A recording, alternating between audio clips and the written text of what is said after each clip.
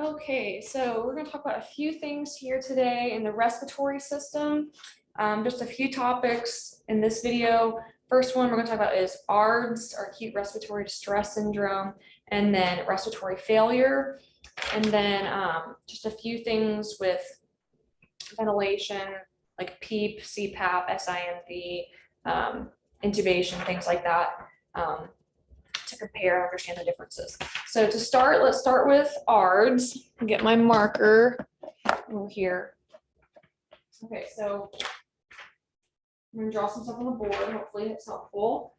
ARDs is acute respiratory distress syndrome, and it's really bad.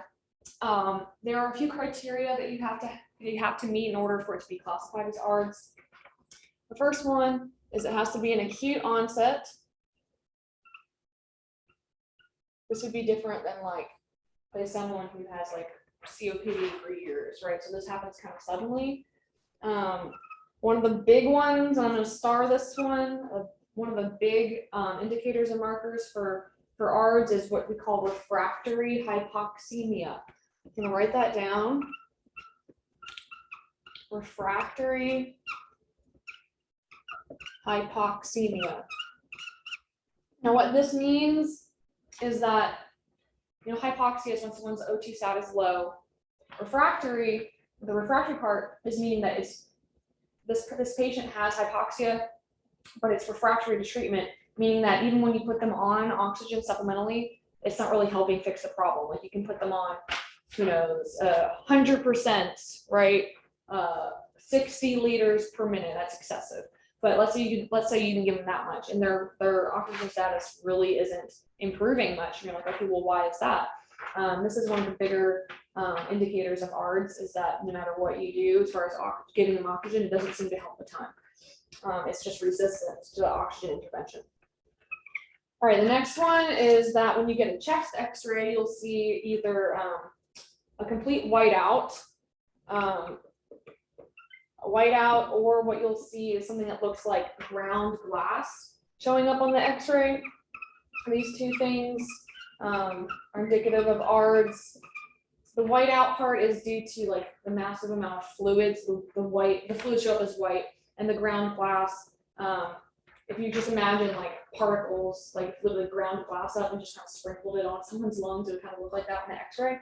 Those things are indicative of ARDs. And the last one is that we have to be able to rule out any cause of left-sided heart failure. So if you remember from a while ago, when we did the cardiovascular lecture about CHF, congestive heart failure, if you haven't seen that video, you can go back under my videos and watch that one. I talked about, like, if this is the heart, these are the chambers, and then this is the left-sided, the left ventricle. When this starts to get congested and build up with fluid and starts to back up through the rest of the heart, it can start backing up into the lungs, right? Because before we go to the right side of the heart, we have to go through the lungs first and then back to the side. So if the left side of the heart is weakened and getting congested with fluid, it can back up into the lungs and cause pulmonary problems. So a lot of the respiratory issues can be caused by left-sided heart failure. But with ARDs, they're saying, okay, we're going to eliminate that as a potential problem. So this person does not have left-sided heart failure, and we can't say that that's the reason why they're having acute respiratory distress syndrome. It's from something else, right? So it's not caused by a heart issue. Stress. So I should say the left-sided heart failure is not a reason, right? So I'm going to go into some of the patho behind what's happening with ARDs, because I feel like if you understand the patho, like what's happening like inside the lungs, it makes it make a lot more sense. So I'm going to go ahead and erase this.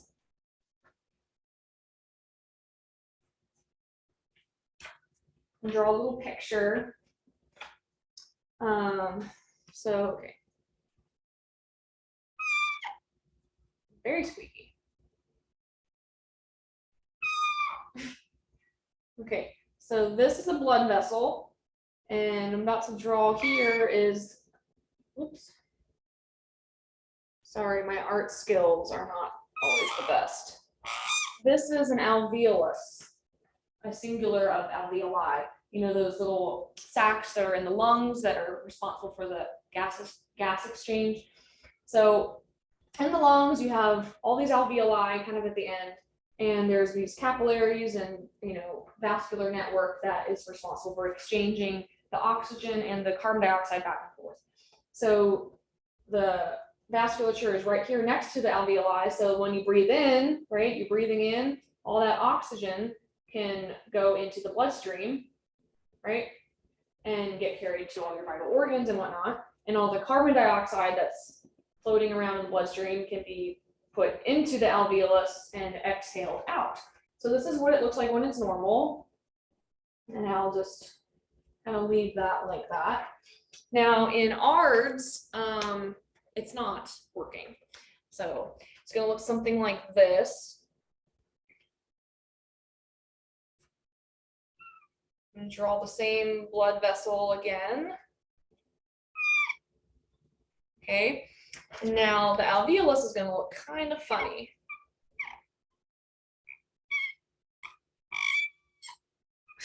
So that's what the alveolus is going to look like in ARDs. Now, what's happening here is there was, in order to precipitate this, there had to have been some kind of traumatic thing happen. And there are a couple of different options what they could be. So a couple things that could cause ARDs could be severe case of pneumonia, PNA, short for pneumonia. Another one could be sepsis. Sepsis is actually one of the leading causes of developing ARDs.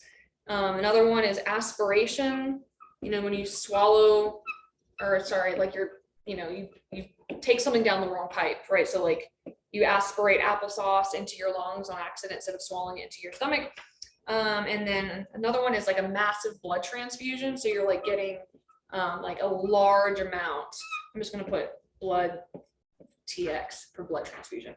So all of these can kind of create a traumatic scenario in the body. And now when there's trauma happening, and you know, like with sepsis, there's like a lot of like, you know, systemic wide like fluid shifts and all these different things. So anyways, there's all these chemical mediators, and I'm just going to kind of draw them with like stars, even though they're not good, and stars generally are a good thing, but these are bad. All these chemical mediators, white blood cells, cytokines, all these things that are part of like the inflammatory process when there's like a trauma are kind of flooding the area. And what's happening is that they're damaging the lining of the vessels here. So they're creating like gaps by damaging the protein of the whatever the vasculature is made of. And so all the fluid is like leaking out, right? And normally like there's not that much space here between the vascular network and the alveoli because it's like exchanging the gas back and forth. But here, when you have all the fluid rushing out into this space, it's putting all this pressure on the alveoli. It's kind of like if you were to have like a water balloon, you push pressure on it, or like a regular balloon full of air. Like the alveoli is the balloon full of air. It's sort of start compressing and like losing its ability to be fully expanded. So all this edema, edematous fluids, and like bloody drainage is going to be exiting from the blood vessel into this space surrounding it, and it's going to be exerting pressure kind of all over the alveoli. And then also what's happening is like all these, you know, cytokines and white blood cells that are secreting toxins, and all this protein is leaking out into the space, causing the alveoli to collapse. I don't know if you remember from like A&P, anatomy physiology, there's this thing called surfactant. I don't know if you remember that. Surfactant is what allows the alveoli to stay expanded. So it's like, I don't know if you remember in like OB or PEDS, where they talk about like little infants that are born premature often have a hard time with their respiratory because they haven't developed enough surfactant yet in order to like kind of surround the alveoli and keep it expanded. It kind of reduces like the surface tension to enable the alveoli to stay expanded. So all these chemical mediators and whatnot are damaging the surfactant. So the alveoli is just kind of crumbling within itself and collapsing and not able to stay fully open. And now all the fluid that's chilling out here too is going inside of the alveoli. So now you have, I'm just gonna put like fluid looking like that. So your alveoli is filling up with fluid because of the pressure going in on it and because of all the chemical mediators damaging the endothelium of the alveoli and of the vasculature here. I don't know if you can really see what I drew super well. Let me kind of bring this up like that. I know it's super beautiful. This is normal. This is not normal and not great. So let's put this back. All right, let's put that back like that. Yeah, so this is what's happening in ARDs, and now you can kind of see why perhaps like it would be refractory to oxygen supplementation. Let's say you put them on a super high flow nasal cannula and the O2 is trying to get through, but like it can't because there's like all this fluid in the way and it can't really get through and pass through all the gunk and everything there into the vasculature. So you have a problem, which is called ARDs. So I'm going to go ahead and erase this. Goodbye. And now, so kind of understanding that patho, we can kind of already in our minds, hopefully be figuring out what some of the signs and symptoms are going to look like. So let's do some signs and symptoms here. Signs and symptoms. Obviously, there's going to be some severe dyspnea. Dyspnea. Difficulty breathing, kind of gasping. Obviously, hypoxia, we mentioned that. Obviously, if you're going to take your stethoscope and listen to this patient, which I hope you will, you'll hear abnormal breath sounds. Obviously, they will not be clear times 4 lobes. Okay, another one, they'll have some altered level of consciousness. And so you're like, okay, well, this is happening in the lungs. Why is it affecting their mental status? Well, the lungs are responsible for getting the oxygen. The oxygen goes to the whole body, right? So if there's limited oxygen that's not coming through very well, that means your brain isn't getting enough oxygen either, which can make you confused, kind of disoriented. So mental status changes, level of consciousness issues because of the reduced O2, right? Another one, obviously, cyanosis.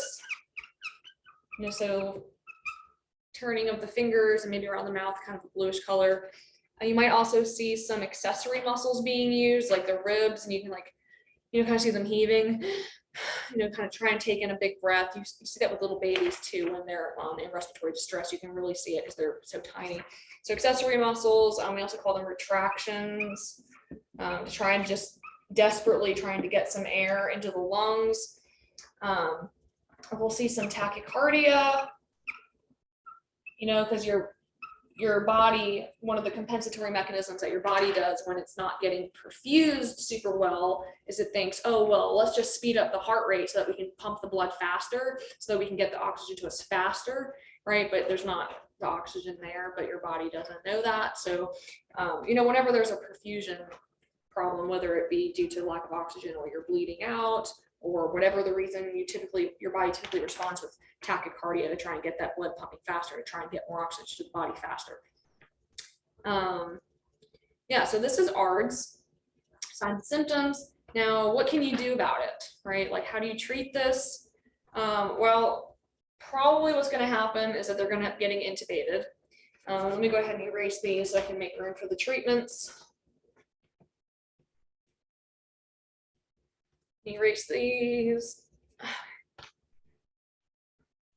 Now, the biggest thing we're going to try and do with these patients is to help get those alveoli inflated again, right? Because right now they've collapsed on themselves. They're kind of full of nasty fluid, like edema, bloody protein stuff, kind of just chilling around, and oxygen can't get through.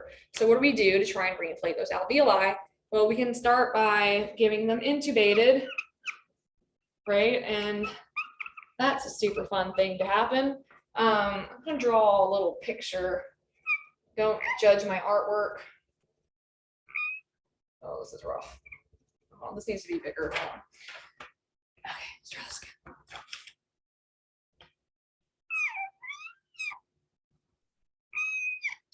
Okay, this is a person's profile. Okay, this is their nose. Let's say this is their mouth, and their trachea going down to their lungs, right? So sorry, I know that looks rough. What happens with intubation is they take a little, like a tube and put it down through your trachea, straight down there to open up your airway. And there's a balloon called the pilot balloon that gets inflated to kind of wedge it in place. Again, I don't know if you can see that, so let me just kind of, I know it's kind of a rough drawing, but this is the trachea here, and this is the intubated tube and the pilot balloon to keep it in place and keep it from wiggling around or coming out. And that's going to be their airway. So airway, obviously we know, is one of the main important things in nursing. You know, the ABCs, airway, breathing, circulation. You can't have circulation if you don't have, I mean, you can have circulation, but it won't be helpful if there's no oxygen to be circulated, right? So airways first. So what happens here is that they get the airway in place. Okay, great. That doesn't fix the problem yet because, you know, most of the time the patients don't have a blocked airway, right? So that's not the issue. So the issue is the alveoli. So just putting the airway in place doesn't fix it. What fixes it is when you start adding pressure for what we call PEEP or CPAP. Now these stand for positive end expiratory pressure and, oh shoot, continuous positive airway pressure. Yeah, continuous positive airway pressure and positive and expiratory pressure. Sorry, so many acronyms in nursing. Okay, so what these are, and I'll get into like more detail at the end with differentiating these between others, is basically you know, when you normally take a breath in and out, when you take a breath in, it inflates, hopefully, it inflates the alveoli, right? But then when you exhale, it kind of deflates a little bit, but they don't collapse, right? They don't collapse because we have good surfactant. Now, in the ARDs patients, they do collapse because of all the extra pressure of the fluid surrounding the alveoli and the damage to the surfactant. So they collapse and fill with fluid. But for us, they deflate but don't collapse.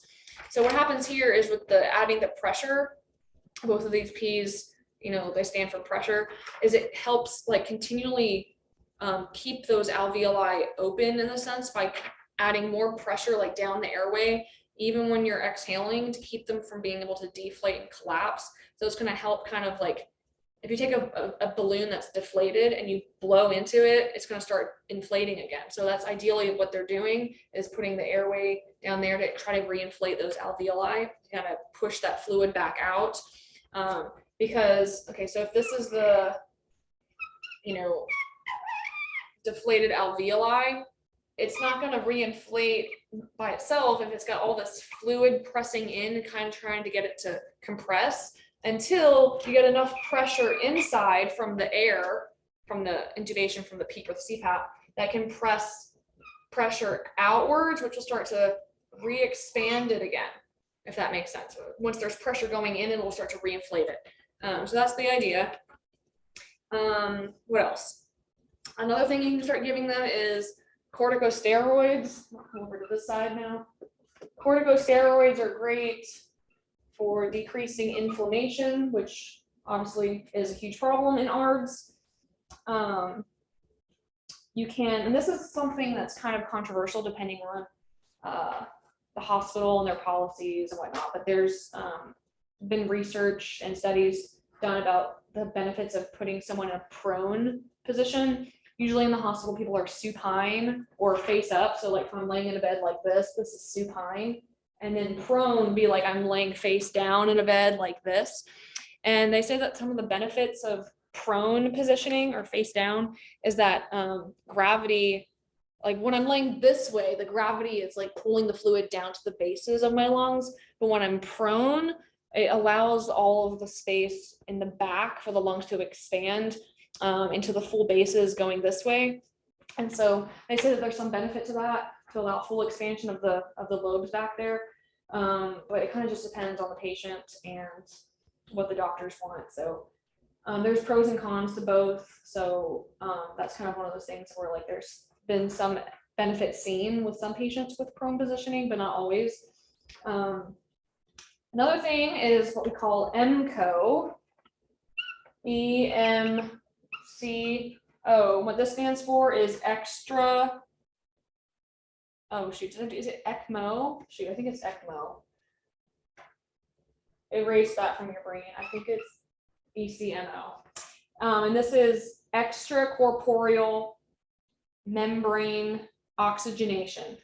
So basically what that means is it's kind of like dialysis, but for your lungs. So you know, when someone has kidney failure and their kidneys aren't working, we hook them up to a dialysis machine. So the blood gets pulled out and goes into this machine over here that filters the blood, removes the waste, and then puts it back into you again, and it kind of bypasses the kidneys, so the kidneys can kind of calm down and heal. And also because you need to get those toxins out of your body, and if the kidneys aren't working, that's not going to happen.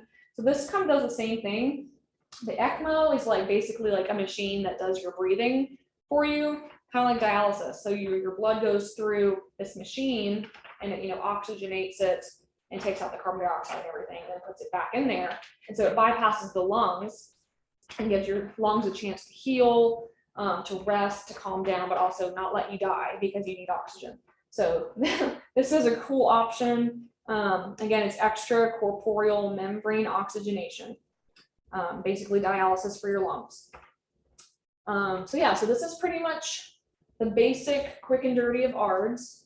Now we're going to go into respiratory failure. So I'm going to go ahead and erase this one.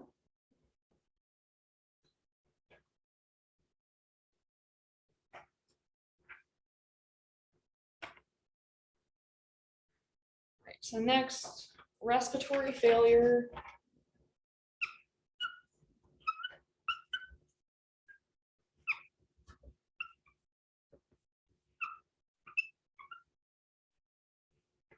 All right.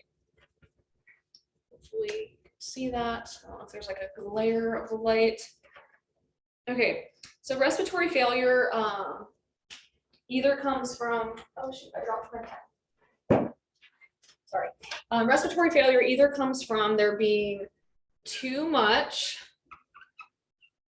of CO2, carbon dioxide, or not enough oxygen, O2. And I mean, that, kind of makes sense, right? And what will give you a diagnosis of respiratory failure is the presence of an abnormal ABG. And I just made a separate video all about ABGs, just practice questions, how to solve them, how to figure out if it's an acidic cause, an alkalotic cause, respiratory cause, metabolic cause. So go check out that video. It's called Nursing ABG Practice. Help you figure out how to calculate those. So let's look at some of the ABG numbers real quick. There's a PaO2, and that our normals are from 80 to 100, right? But in respiratory failure, it's going to be less than 60. So 80 to 100 is normal. Respiratory failure is less than 60. SaO2, which is different, and I'll explain in a second, is going to be less than 90%. And this is the normal, the O2 sat that we, measure in the hospital with a little finger probe, and it says, oh, their oxygen level is 95%. That's what this is. Now, the difference between PaO2 and SaO2, which I actually didn't know back when I was in nursing school, is, let's say this is a blood vessel, okay? And inside your blood vessels, you have plasma. You also have red blood cells, obviously. So this is a red blood cell. And we know that red blood cells are important for many different reasons, but one of the reasons is because red blood cells are the ones that deliver the oxygen to the body, because the oxygen binds to it, right? So oxygen will bind to the red blood cells, and that's why we need blood flow to deliver oxygen, right? But also, in the plasma, which is also something you can donate, you can donate red blood cells, you can also donate whole blood, you can donate plasma. It's like just I hate to say water, but it's kind of like the water in your bloodstream. and oxygen can dissolve in the plasma. So like, we'll just pretend like all this is dissolved oxygen just floating around in the plasma. This is what you call the PaO2, and this one where it's attached to the red blood cell is the SaO2. This is what's getting measured when you do your oxygen sat, like 90%. And this is what we measure here when we want it to be between 80 and 100. Now what this does is that this oxygen dissolved in the plasma exerts pressure, because it's air, right? And air, just like if you blew up a balloon with 80 breaths, it would have less pressure than if you blew up a balloon with 100 breaths. I mean, that makes sense, right? That's how I like to think of it. The dissolved oxygen creates pressure.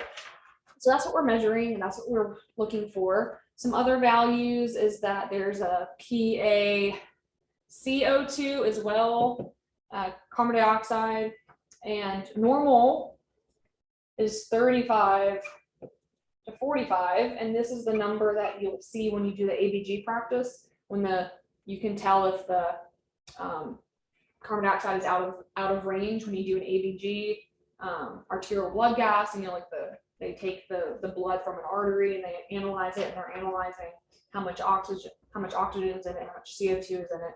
Normal is 35 to 45. In respiratory failure, typically you'll see more than 50. So it'll be high, right? Because of the lungs, the job is to get rid of the carbon dioxide by exhaling it out. And if the respiratory system is failing, it's probably not going to be getting all the carbon dioxide out, which means you'll start building up in the bloodstream and having more in there. So we can see that when we draw the blood sample from the artery. Typically the radial artery is typically done by a doctor or respiratory therapists. Nurses don't do that as far as I'm aware. I've never done one. I don't really want to be sticking arteries. Veins are perfectly fine. I'll stick with that. Thank you. Yeah, okay, so hopefully that makes sense. Let's look at some signs and symptoms. I'll go ahead and erase this. All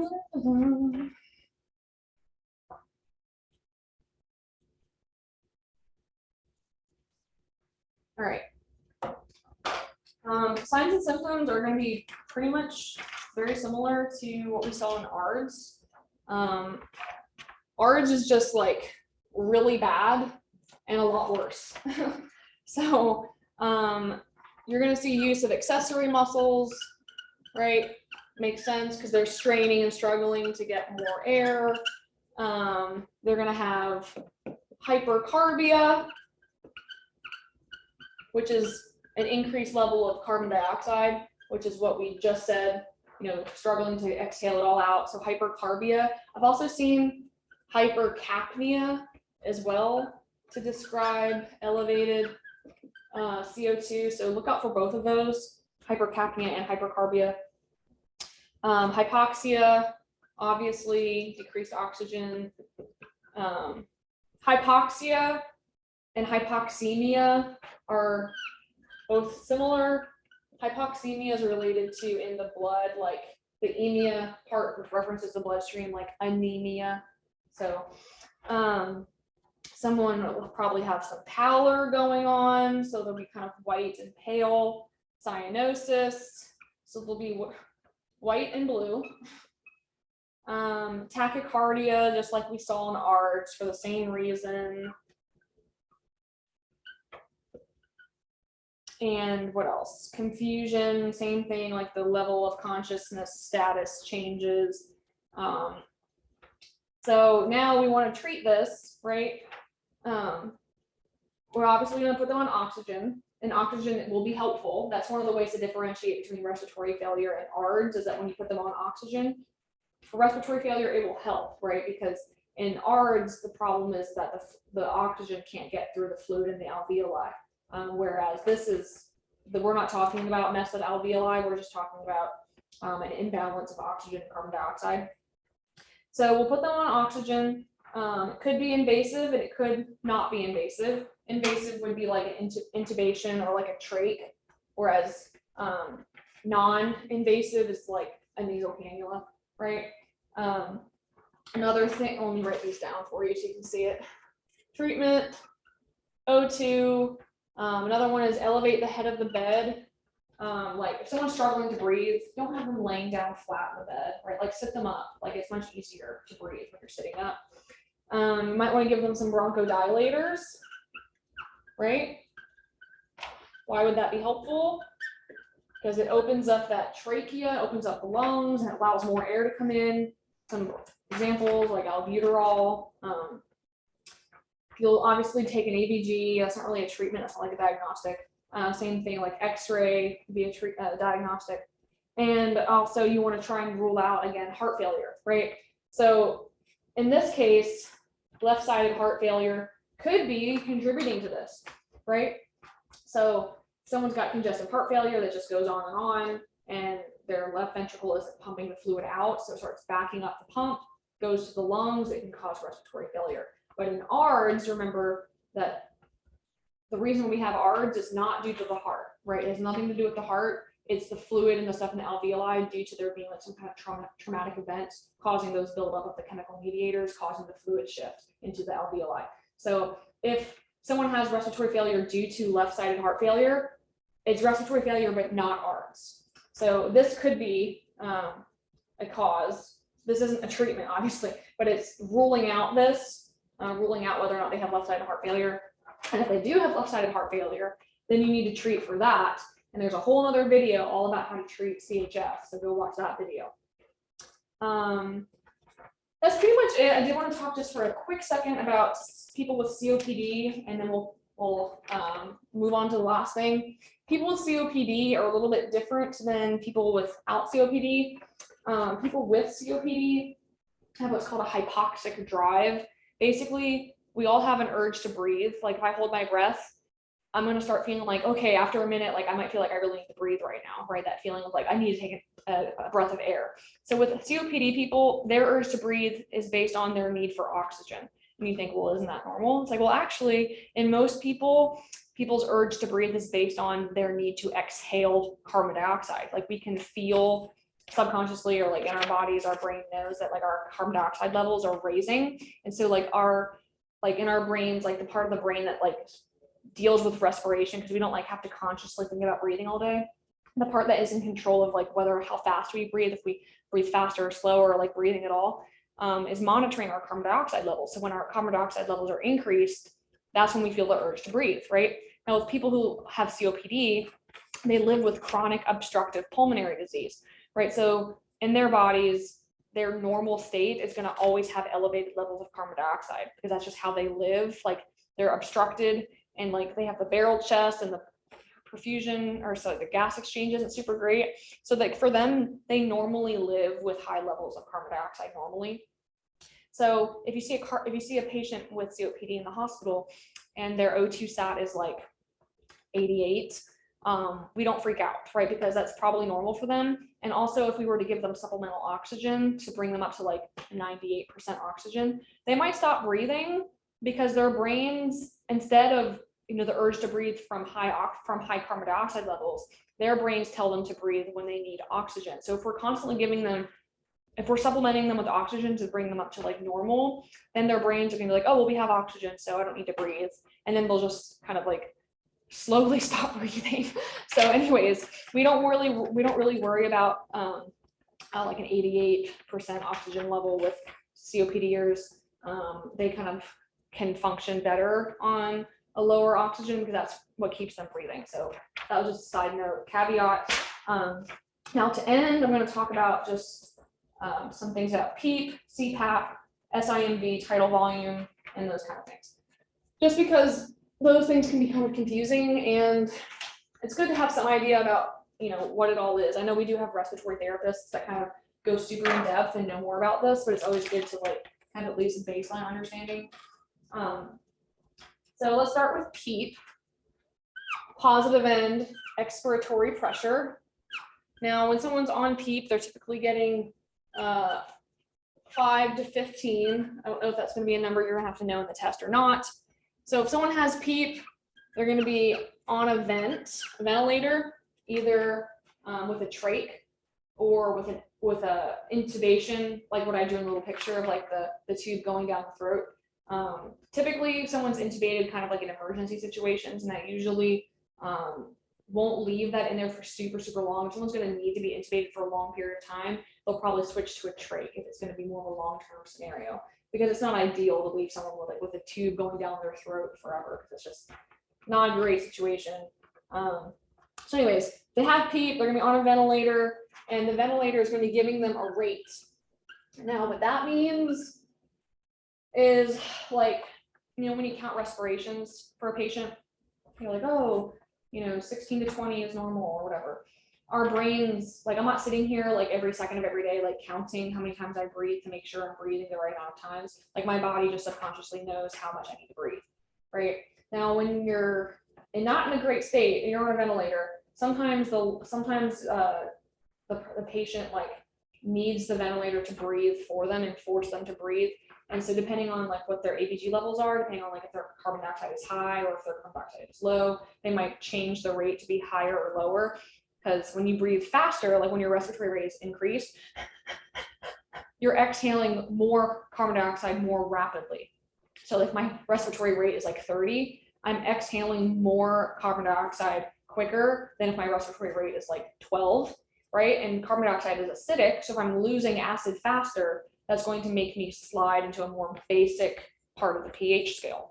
So depending on what we're aiming for, we might have their rates be higher or lower, depending if we're trying to fix acidosis or alkalosis. So sometimes a vent will have like a mandatory setting of like 24 breaths per minute, and that's how many times the patient breathes, because the ventilator is doing it for them. What PEEP is helpful for is it prevents alveoli from collapsing.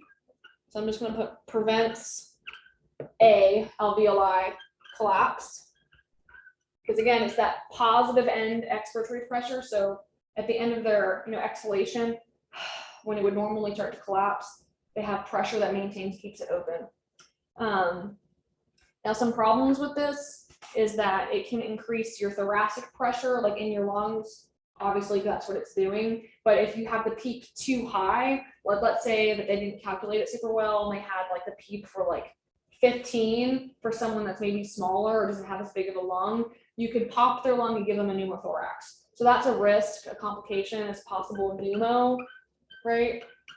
So they have to calculate, make sure they're getting the right amount of pressure that the person can handle without rupturing their lung. Another potential side effect is hypotension. You might be thinking, okay, well, you just said it increases the pressure in the lungs, so why would it decrease the blood pressure? Well, I'm glad you asked. So I'm gonna draw a little picture. This is your heart, which I know it's not shaped like that, but whatever. And you have all this pressure added, right? Kind of like pushing in on the heart from the outside, right? It's going to kind of squeeze the heart, and also it's going to squeeze like the what do you call it? Subclavian, inferior vena cava, one of those that are bringing the blood to the heart, right? So if it squeezes and puts pressure on this, it's going to like, make it smaller and constrict it. So less blood is going to be able to go into the heart in the beginning. So it's basically decreasing your preload. And if you don't know what preload is, go back and watch the cardiac lectures. So when you decrease preload, or the amount of blood that's entering into the heart, you're going to have less volume, and less volume equals less pressure. So you're going to have hypotension. Yeah, so that's PEEP. I'm going to go ahead and erase this one now.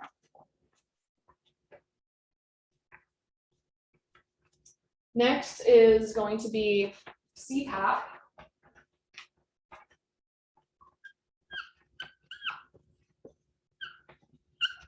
This one is continuous positive airway pressure. So keyword being continuous. This one, you can be, but you don't have to be on a vent. So I'm going to put no vent required.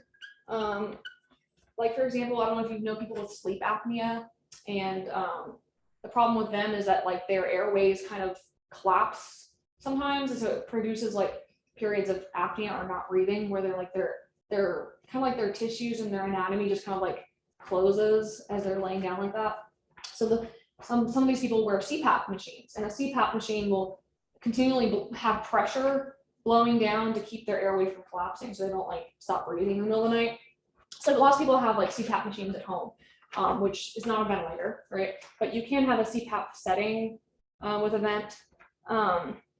So this one does not breathe for you, right? So what that means is that if the patient themselves isn't initiating their own breaths, the CPAP isn't going to like breathe for you. So the patient has to be able to like breathe kind of on their own and like have the mental capacity and the muscular like endurance to be able to like do their own breathing. So it doesn't have a set rate either. So like I said before, like earlier, like, you know, it might breathe 24 times a minute to maintain your certain desired level of CO2. This one does not provide a rate. So again, it's just the person wears a CPAP and they breathe as little as often as they want. This is helpful for patients that are weaning off a ventilator, right? Because you can't just be like, oh, you've been on a ventilator for a month. Oh, we're going to take it off. And now good luck, go breathe on your own. You can't do that. You have to kind of like get them used to it because like your lungs use muscles, right? If you haven't used those muscles in a while, you're going to kind of be out of shape and get tired from, you know, breathing, right? It seems silly, but like breathing takes energy and muscle. So we use this to kind of wean people to get them off entirely. And with this one, you cannot use sedatives, again, because this one is completely dependent upon the patient being able to breathe on their own. So if they're sedated, then they're not really like awake and breathing, right? Whereas like if someone's intubated and they have a tube going down their throat, you do want them sedated, right? Because I mean, how freaky would it be to like be lying awake and having like this tube running down your throat? It's not comfortable.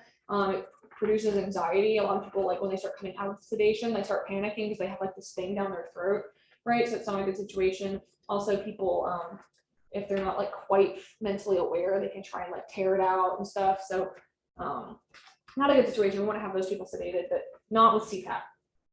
Okay, I'm gonna go ahead and erase this one and move on to the next one. Another vent setting that you might see in the hospital is something called SIMV.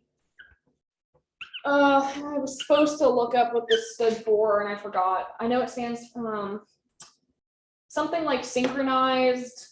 I don't remember what the I stands for. Synchronized mechanical ventilation or something like that.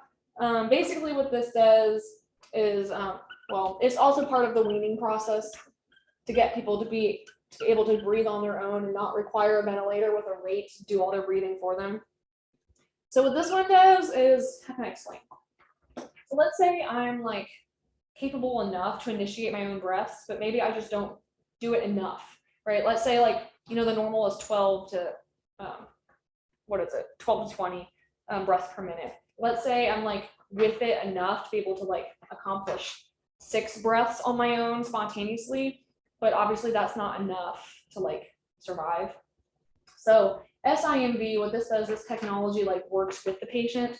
So like if the patient takes a breath spontaneously on their own, the ventilator isn't going to like breathe over them. It's going to let them take their breath. But if like it notices that like the patient hasn't taken a breath in a minute, to keep them within that normal respiratory rate that's desired, the ventilator will cause them to take a breath. So like usually there'll be like a range, I don't know, let's just say 18 to 20. And if the patient is breathing in that range, perfect. But if they're breathing not enough, the ventilator will kick in and breathe for them to maintain them to keep it within that range, if that makes sense. So what it does is it offers them supportive pressure, again, to keep those alveoli open. If patient breathes on their own, then the SIMV does not breathe over you. I don't know if the way I wrote that makes sense.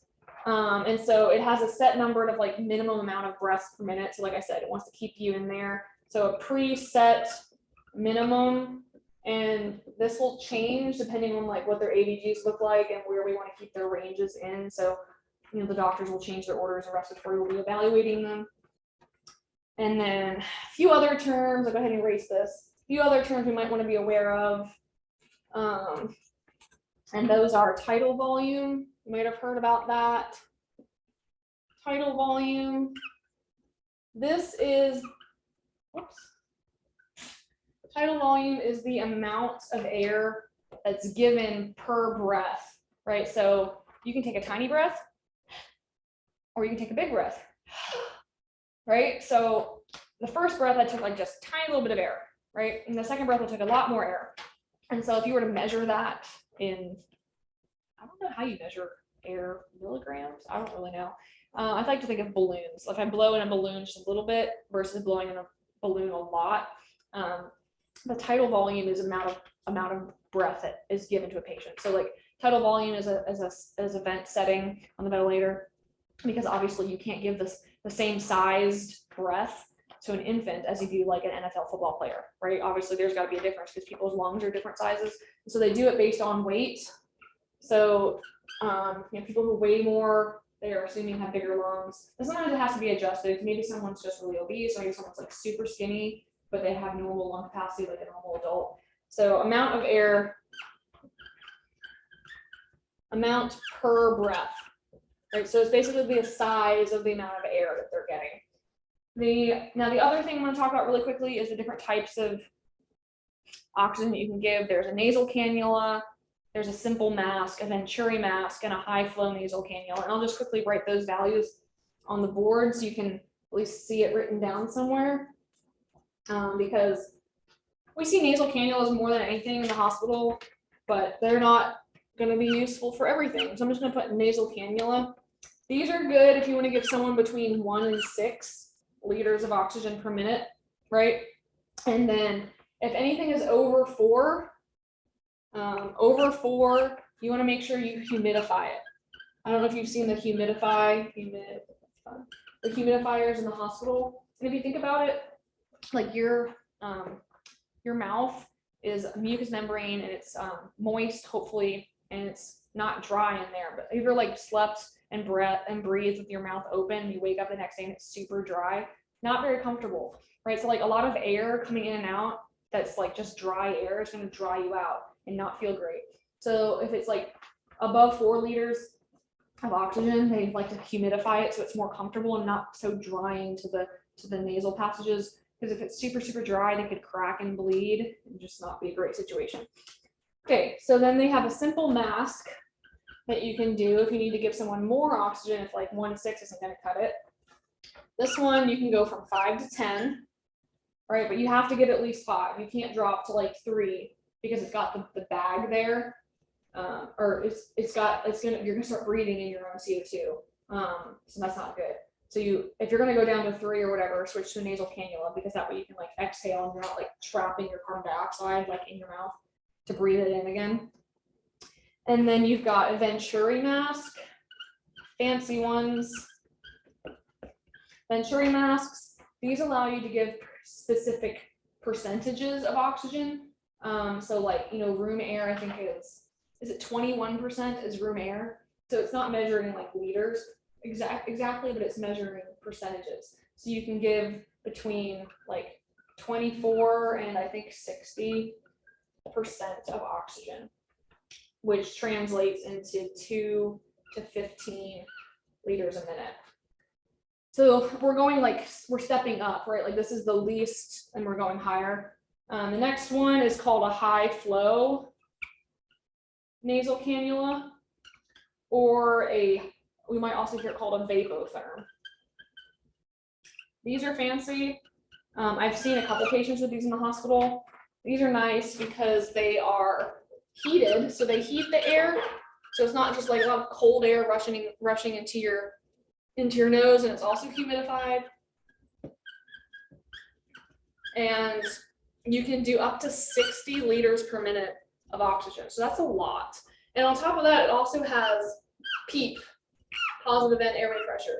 So this is like, if they're on this, the next step after this would be like, okay, you need to get intubated, right? This is the best we got that's non-invasive. This is basically like a nasal cannula on steroids, right? It's got all the bells and whistles, but if this isn't cutting it, they're probably gonna have to get put on a ventilator. So anyways, lastly, just a couple things to talk about with the trach or the tube. Like I mentioned, a trach goes through the neck, through the skin, down, and the intubation just goes through the mouth.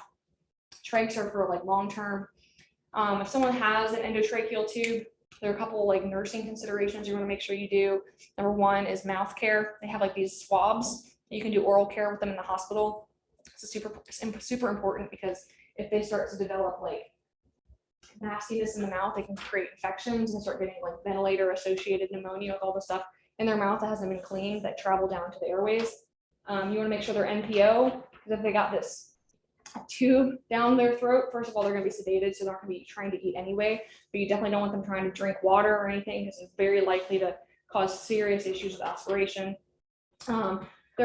There might be an order to keep them in your restraints, because sometimes patients, when they start, if the sedatives aren't working so well, they can start to wake up and panic that they have this tube in their throat, and they can try to extubate themselves. So restraints are sometimes used. And if the patient is awake for whatever reason, and you can hear them kind of talking or like they're able to whisper, they shouldn't be, because that balloon that's supposed to be inflated to keep it stuck in the trachea, that should prevent them from being able to talk or make any noise. So if you do hear whispering or they're able to talk around it, then you know that the pilot balloon is probably deflated a little bit and needs to be reinflated. But that's all I have right now for this topic. For this part of respiratory, there's a lot more, but I'll break it up into smaller videos. Hope that was helpful to you, and stay on the lookout for more content with the respiratory system.